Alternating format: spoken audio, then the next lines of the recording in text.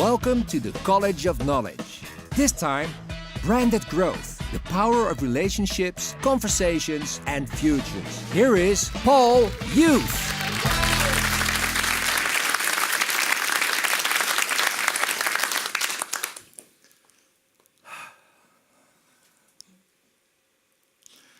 Once upon a time, something happened, and they all lived happily ever after. Once upon a time, something happened, and they all lived happily ever after. Every story has three parts: a beginning, a middle, and an end. Every brand has three parts. Every brand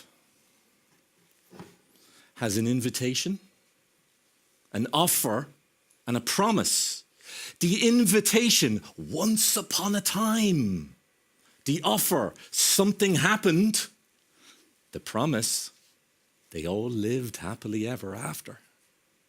I believe, ladies and gentlemen, that when you understand these three elements, you will be able to create something at the heart of what you do that grows your business. I call this branded growth. Now, how excited are we? The only thing that has moved the world is a story. The only thing that has moved the world is a story. Stories create motion because they create emotion. By creating emotion in people, we are compelled to act. All great stories, ladies and gentlemen, do not end in words. They end in actions. You must take action. That is what a story says. That is what your brand can say.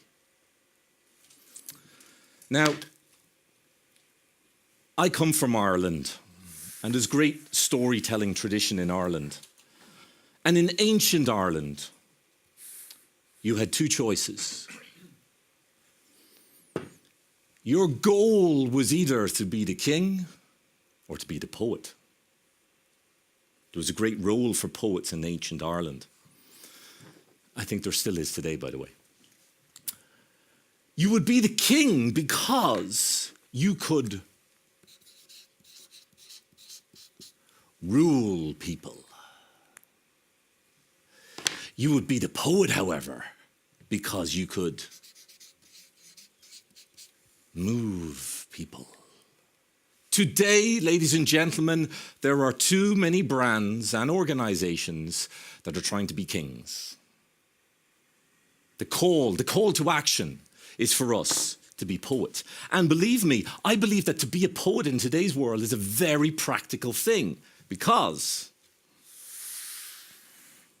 stories have a transactional quality and a transformational quality. In traditional societies, for example, in the North American society, you would have a story that would be passed down from generation to generation. And the story would tell the tribe, tell the group, how to kill a deer. This is important to survive. How to kill the deer. And it would tell you how to deal with the complicated emotions of doing so. A story, therefore, has a how and a why. Stories, brands, are incredibly practical things. Now, there are challenges. Now, one of the favorite things I like to say is that they say that a wise man learns from his own mistakes. I believe, however, a genius learns from the mistakes of others. So let's all become geniuses now, and I want to offer you the three challenges that every brand and business is facing today. First challenge. Challenge number one, ladies and gentlemen, is this. First challenge. We are living in a fast interconnected, digitized global world.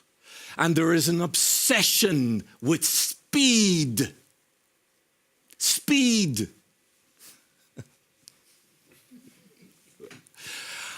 I have a call to action for you. My call to action is cross out the word speed. Because by definition, speed is movement with no direction. Speed, by definition, is movement with no direction. I want to offer you velocity, movement in a direction. The first challenge to overcome with your brand is that you offer direction. The second challenge that we face in today's world, all of us face, is the following. This is very obvious. 12, 13, 14. Beautiful sequence. What happens, however, when I do this?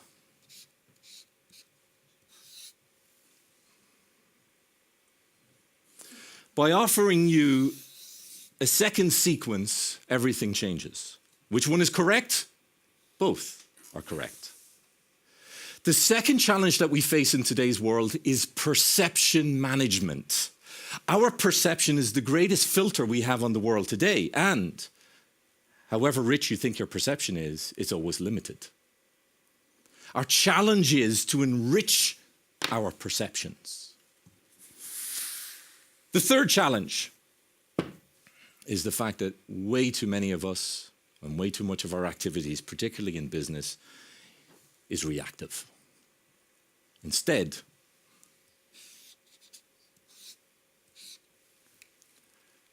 we need to become proactive. This is a visual trick, ladies and gentlemen. My point is, I believe when there is enough change that has happened, transformation is instantaneous. So, 3 challenges. All right. It's a call to action. Now, surely we need a spiritual guide. Now, who better than Al Pacino? I'm backstage at an event in LA, and I meet Al Pacino. An amazing individual, warm, open, and very quickly, he starts talking about his life story, what he learned, the mistakes he made. He was telling a story about when he was younger, he made a great mistake because he was famous. People would come up to him, say, Al Pacino. They thought they knew him, but they didn't know him. They knew the persona of him. And he made the mistake that he never got to know them. And he said mistake after mistake in his life until he started focusing on the quality of his relationships. Al Pacino, spiritual guide. You ready? The quality of our relationships defines the quality of our results. Every business is defined by the results it produces. Therefore, let us focus on the relationships that define those results. How we connect is going to define how we succeed. So, when we have relationships, something unique happens. And this is a story from nature. When you have oxygen, hydrogen, carbon in the right context, in the right environment, something unique emerges. And what emerges is sugar. Yet there is no sugar in oxygen, carbon, or hydrogen. It is an emergent quality. So science will talk about how, with the right relationships, in the right context, something unique emerges, a sweet spot. What is the goal of every business? To create a sweet spot. What is the goal of every brand? To create sweet spots. relationships, emergent quality, and now we're ready to offer. Every offer you make is a promise about the future. Whenever we offer a client something through our communication, through our brand, we are asking them to make a decision about the future. Now, here's the thing. None of us know what the future is. So we're actually asking people to make a decision about the unknown. And the only way we can make decisions about the unknown is by engaging our emotions. Therefore, ladies and gentlemen, the future will be defined by the emotional appeal that your brand has with your business and your clients. The future's bright, ladies and gentlemen. Create a future that is about ambition, hope, and trust. This is the work that a brand can do. So now that I've offered this flow of thought around what a brand can do, let us now apply that to the very network that is hosting our event today, Baker Tilly. Baker Tilly now is working with a new positioning. Now for tomorrow. Let us consider that. There's a concept there that I love. The present future. You get that? The present future. So the concept of now for tomorrow offers a promise about the future. In addition to that, it works with the principle of conversations. Great futures, great conversations. That is what a network is about. Great conversations means that knowledge is shared, and I would like to propose emerges through the network. In addition to that, networks are all about relationships. Great futures, great conversations, great relationships. When you have a great relationship, you want to share knowledge.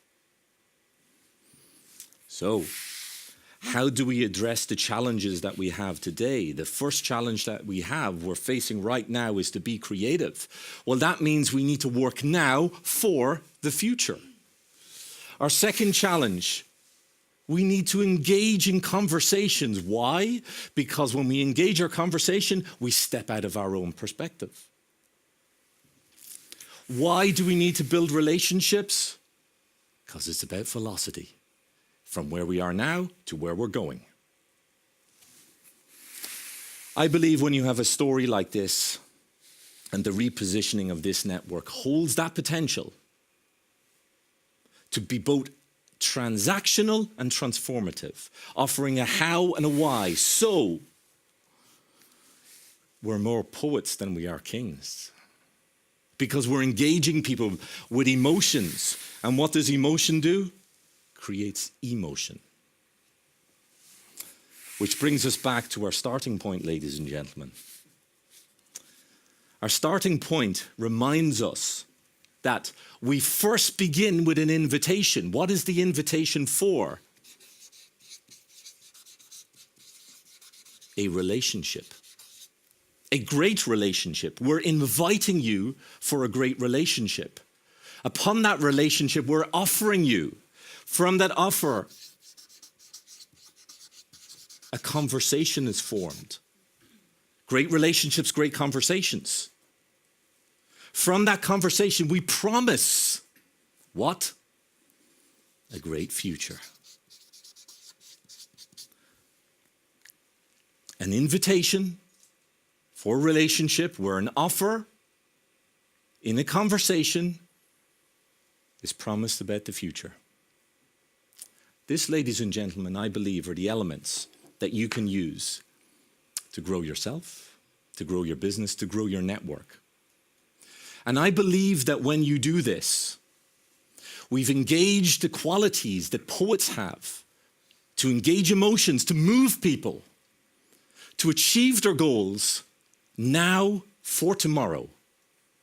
So we all live happily ever after. Thank you very much, ladies and gentlemen.